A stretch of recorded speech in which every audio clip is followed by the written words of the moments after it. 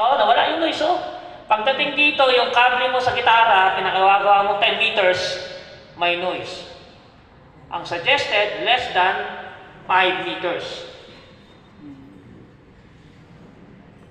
Para mabawasan yung noise. Subukan mo 10 meters, may noise sa guitar amplifier. Subukan mo 5 na bawasan. So as much as possible, very low noise yung inyong signal transmission sa wire. Okay? Na-encounter ninyo ito sa mga churches, di ba? Siyempre, most of them are volunteers. Sino ba dito yung volunteer ng simbahan? Walang bayad. Ay, walang bayad. Totoo naman ha. Kaya ka volunteer eh. Dahil lang mo si Lord. Hindi totoo naman, di ba? Ako sa church din ako, di ba? I've been in the AG as a of God Church mula 7 years old.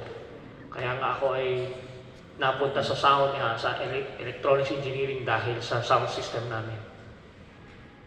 Okay? Although mahal namin yung elder namin may hawak ng sound system. Kaya lang talaga hindi mo mahawakan yung sound system niya. Hanggat nabubuhay ako, operator dito. Sabi ng mga kasama na yung pagkasalari, ilang taon na pa siya. Kasi tunog-trompa talaga yung tunog ng sound system. Kaya ako tuloy tinulak ng musical director.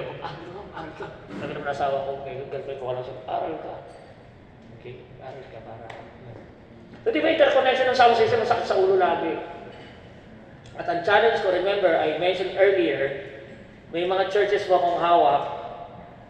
Yung isa sa pinakamalaking church na hawak ko ngayon sa Quezon City, yung Word of Hope. Ako po ang consultant niyan ngayon, pero hindi po ako in-house. Ibig sabihin nun, ako po taga-solusyon sa lahat ng problema nila. Natawag si Bishop James Sobrepeño sa akin, this is a 7,000 seating capacity church. So, the biggest in Quezon City, we just recently improved the stage lighting, cost for 4 million pesos. Okay, ako po yung consultant niya. So, anything, ang challenge dito, palpak ng volunteer, palpak ko. Tatawag yun, papamitin.